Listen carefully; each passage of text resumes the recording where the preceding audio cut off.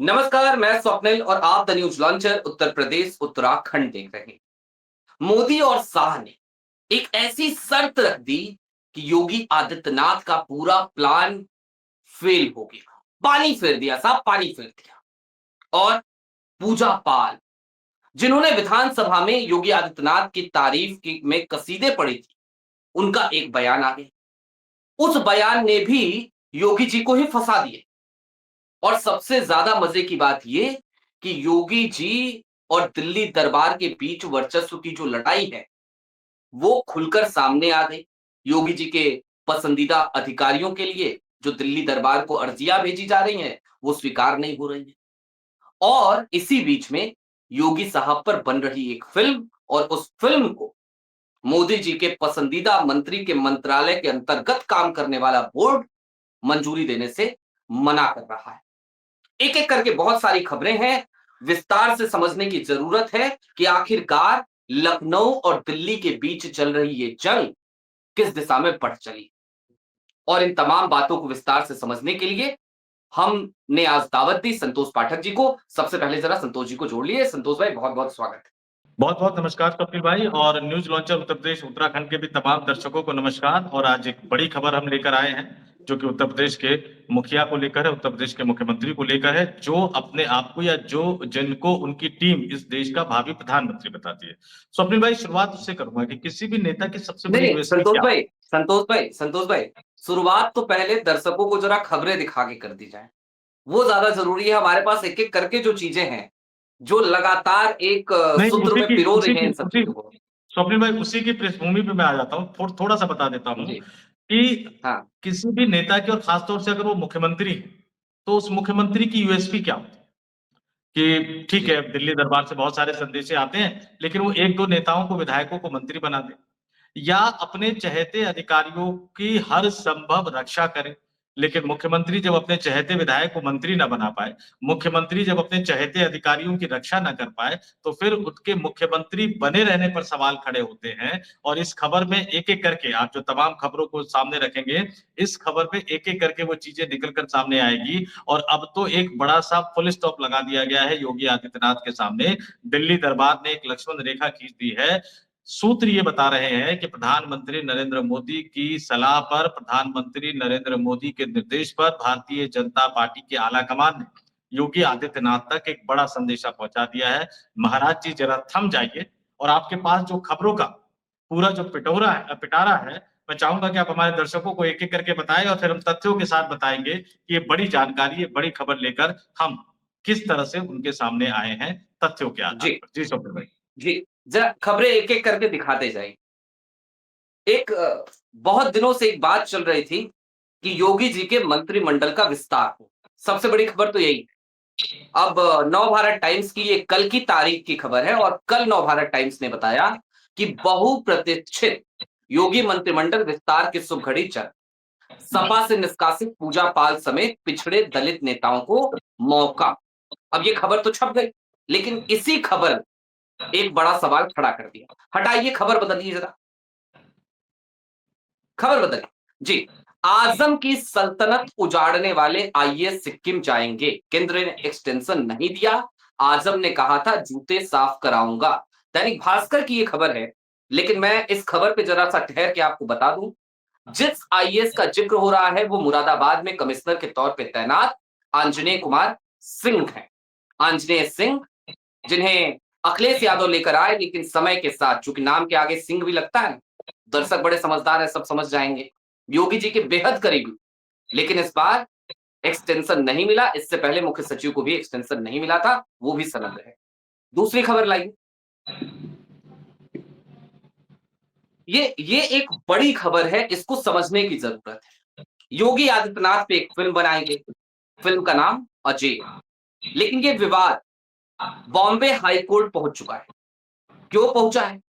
क्योंकि पहले तो 29 कट, फिर 18 कट, ये कहा गया कि ये कट लगाएगी।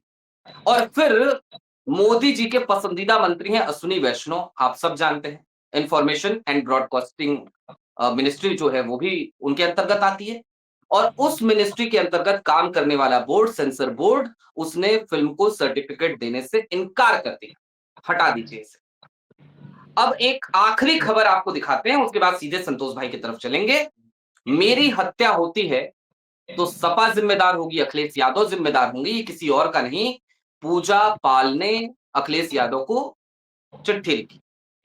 अब हटाइए, इस खबर को भी हटाइए। अब संतोष भाई, जरा मायनों को समझने की जरूरत है, बिटवीन द लाइन्स इन खबरों को समझने की जरूरत है, और आप जरा दर्शकों को समझाइए। पहली खबर से शुरुआत करते हैं। मंत्रिमंडल का विस्तार होना था, लेकिन आपके पास एक इनपुट है कि मंत्रिमंडल का जो विस्तार होना था उसके सामने एक शर्त रख दी गई। दिल्ली दरबार ने शर्त रख दी, मंत्रिमंडल का विस्तार फिलहाल नहीं होने जा रहा है। क्यों नहीं होने जा रहा है, कब होगा, और क्या अड़ंगे आ गए? देखिए, ये अपने आप में एक बड़ी दिलचस्प चीज है कि एक मुख्यमंत्री जो राजभवन संदेशा भिजवाता है कि मंत्रिमंडल का विस्तार करना है, तारीखों की बातें निकलकर सामने आ जाती है कि नवरात्रि के दौरान ये विस्तार हो सकता है। पहले आया कि विस्तार होगा, फिर आया कि नवरात्रि के दौरान होगा, फिर आया कि पूजा पाठ, जिन्होंने मुख्यमंत्री योगी आदित्यनाथ की तारीफ कर दी, उनको मंत्री बनाया जाएगा। और जो खबरें आपने दिखाई, इस तरह की खबरें लगातार छपी है। और ये खबरें जब आती है तो यूपी का जो सूचना विभाग है, बिना उनकी मंजूरी के, बिना उनके कहे कोई भी अखबार इस तरह की खबरें छाप नहीं सकता, क्योंकि इसके पीछे बहुत सारे बातें होती हैं। आप भी इस चीज को समझते हैं, हमारे दर्शक भी इस बात को समझते हैं। सूचना विभाग यूपी का कितने मशहूर है, ये हमारे तमाम लोग समझते हैं। तो ये खबरें छपनी शुरू हो गई। जैसे ही ये खबरें छपनी शुरू हो गई, राजभवन की तरफ से एक संदेशा, सूत्र ये बता रहे हैं कि जाता है, लेकिन उसके बावजूद भी कहा जाता है कि नहीं, तय कर लीजिए, बाद में हम देख लेंगे। फिर दिल्ली दरबार की तरफ से संदेशा चला जाता है कि महाराज जी थोड़ा सा थम जाइए। अब बड़ी दिलचस्प चीज ये है कि ये जो नवरात्रों के दिन आ रहे हैं, ये उपराष्ट्रपति के चुनाव के बाद आ रहे हैं, तो आराम से वो तारीख तय की जा सकती थी, लेकिन एक अजीब सी शर्त रख दी गई, तारीख अभी तय मत कीजिए, पहले उपराष्ट्रपति का चुनाव जितवा के आइए। अच्छा। यानी उपराष्ट्रपति के चुनाव में उत्तर प्रदेश से कोई भारतीय जनता पार्टी का सांसद क्रॉस वोटिंग ना करे, इसको सुनिश्चित कीजिए। सहयोगी दलों की तरफ से क्रॉस वोटिंग ना हो, इसको सुनिश्चित कीजिए। और सबसे बड़ी बात है कि कुछ इधर उधर के विधायक तो आपने तोड़ लिए हैं। आप पूजा पाल को मंत्री बनाना चाहते हैं, कई समाजवादी पार्टी से निष्कासित विधायकों को मंत्री बनाना चाहते हैं, लेकिन एक दो सांसद भी तोड़ लाइए क्रॉस वोटिंग करने के लिए, क्योंकि राष्ट्रपति के चुनाव में गुप्त मतदान से मतदान होता है। लेकिन ये कहना क्यों पड़ा, ये शर्त क्यों लगानी पड़ी, ये आपके लिए जानना बहुत दिलचस्प है। मैं दर्शकों को एक एक चीज बताऊंगा।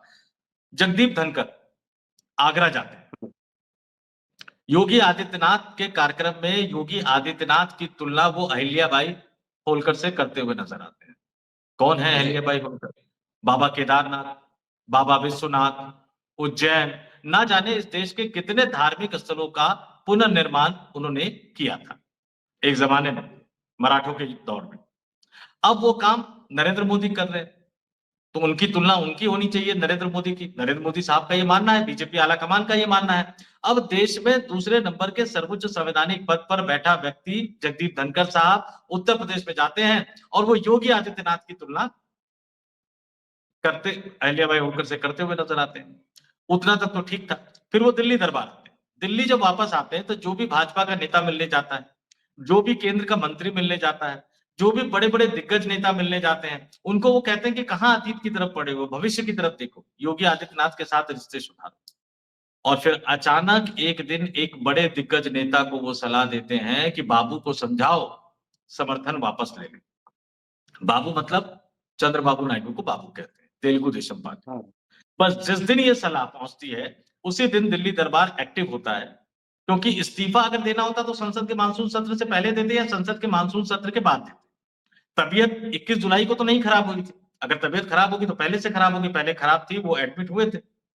लेकिन अचानक उनको 21 जुलाई को संसद सत्र के दौरान पहले दिन ही उन तक संदेशा पहुंचाया जाता है कि अब आप थोड़ा सा अपनी जबान पर लगाम लगाइए, अपने अभियान पर लगाम लगाइए। भारतीय जनता पार्टी के एक दिग्गज नेता से बड़ी तगड़ी बहस होती है और उसके बाद इस्तीफा कैसे हुआ, क्या दिया गया, आज एक आरटीआई से भी खुलासा आ गया। उस आरटीआई में हमें खबर क्या बताई गई थी कि 21 जुलाई को रात को आनंद फानंद में राष्ट्रपति भवन पहुंचे, गार्ड हक्के बक्के रह गए, अंदर ले जाया गया, राष्ट्रपति से मुलाकात कराई गई, उन्होंने इस्तीफा सौंप दिया। फिर पूछा गया फोटो क्यों नहीं आई? लेकिन सेक्रेटरिएट को जानकारी नहीं है कि अपॉइंटमेंट कब लिया गया। ये बिल्कुल उसी पे आरटीआई कह रहा हूँ, का जवाब है। हाँ। उसी पे आ रहा हूँ। फिर उनसे पूछा गया कि फोटो कहाँ है, तो फिर कहा गया नहीं नहीं, हाँ। कैमरामैन तो था ही नहीं, एडीसी भी नहीं था।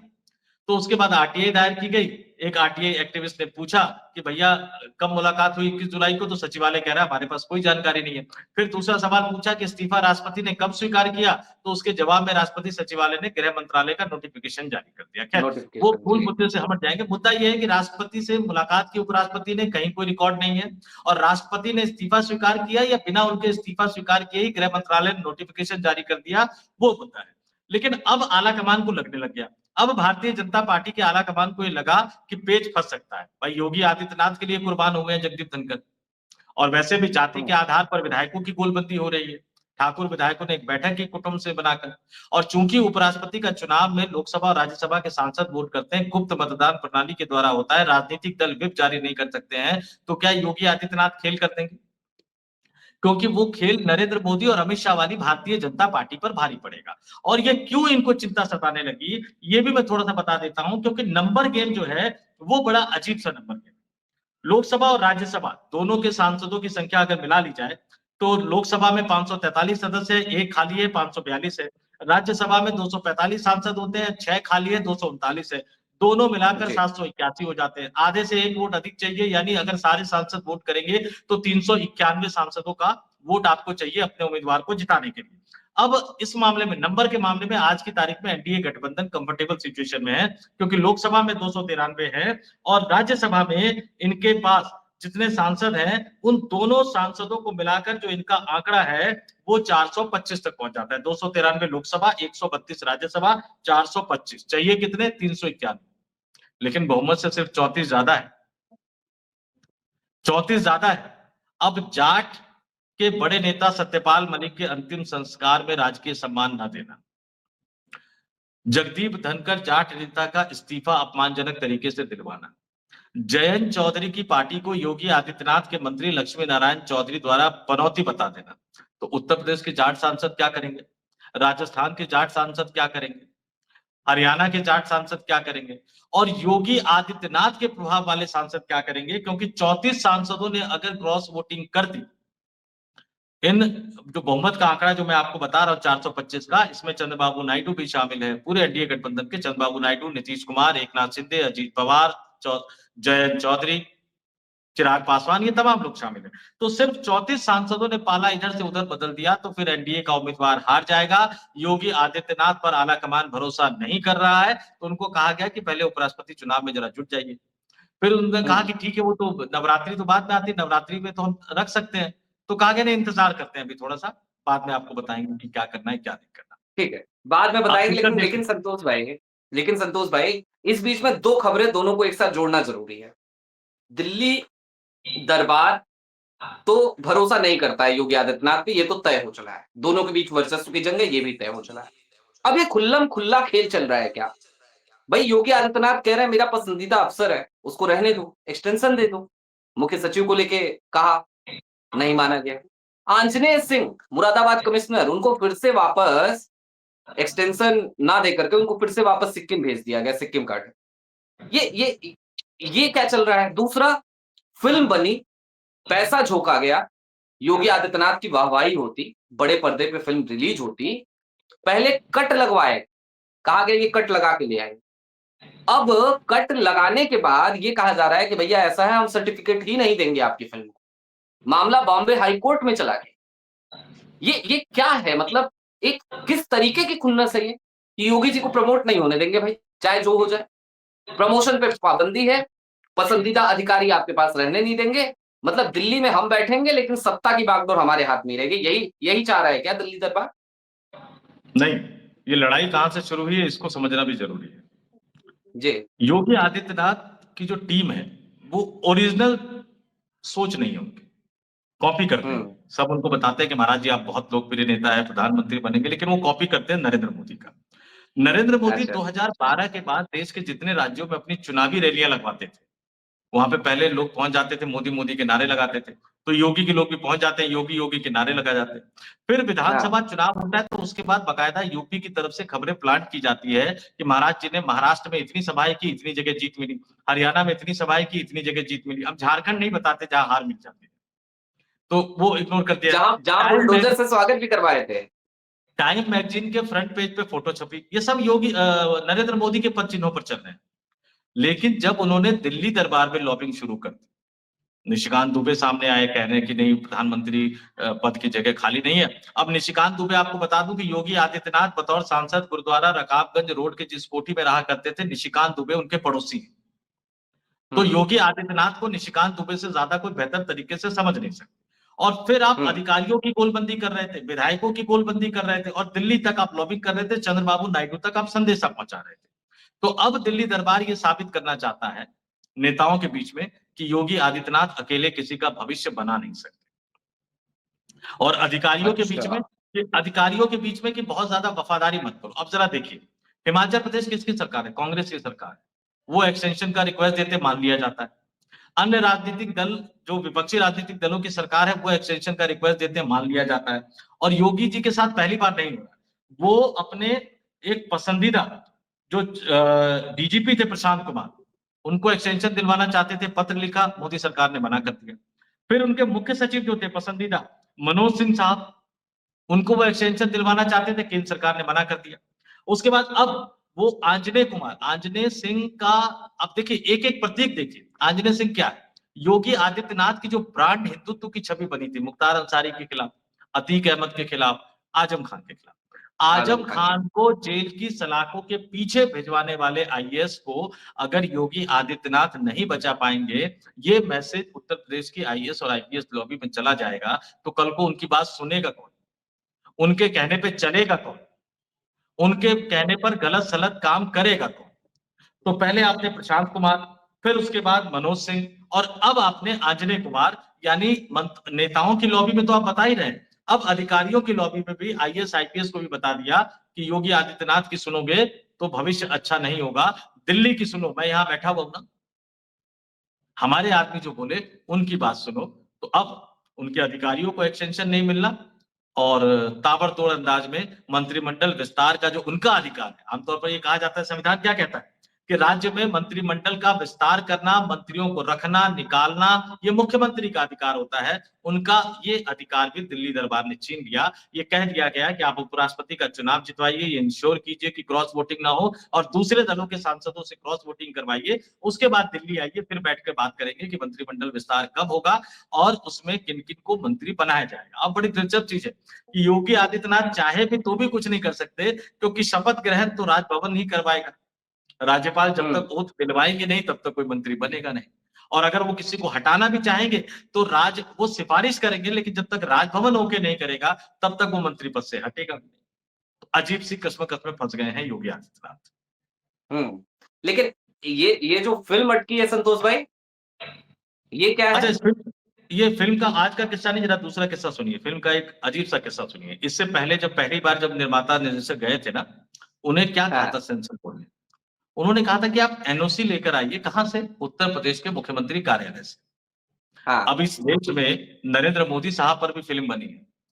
क्या सेंसर बोर्ड की हिम्मत हुई थी कि वो कहे कि जाके नरेंद्र मोदी के कार्यालय से आप नो ऑब्जेक्शन सर्टिफिकेट लेकर आइए? और हम्म। योगी आदित्यनाथ यानी सीएमओ अगर नो ऑब्जेक्शन सर्टिफिकेट दे देगा तो फिर तो खुला खेल फर्रुखाबादी। ये तो साबित हो हम्म। जाएगा कि योगी आदित्यनाथ खुद अपनी ब्रांडिंग के लिए इस फिल्म को प्रमोट कर रहे हैं। तो ये कहा गया कि भाई एनओसी दे दो, ताकि ये साबित हो जाए कि तुम ही ये फिल्म को बनवा रहे हो, या एनओसी नहीं दोगे तो फिर इतने सारे कट, इतनी सारी औपचारिकताएं, और उसके बावजूद भी हम आपके फिल्म को तवज्जो नहीं देंगे, आपके फिल्म को पास नहीं होने देंगे, बड़े पर्दे पर आपकी फिल्म को पहुंचने नहीं देंगे।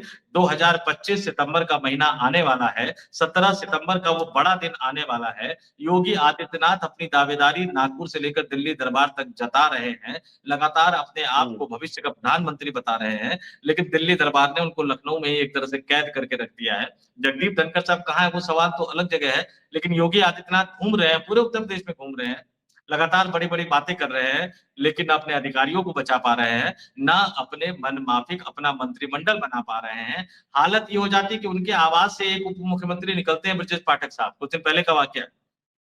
उनके आवाज से उप मुख्यमंत्री निकलते हैं और उनके बगल वाले आवाज दूसरे उप मुख्यमंत्री यानी केशव प्रसाद मौर्य के आवास पर पहुंच जाते हैं। 45 मिनट तक बातचीत होती है। क्या बातचीत होती है किसी को नहीं पता।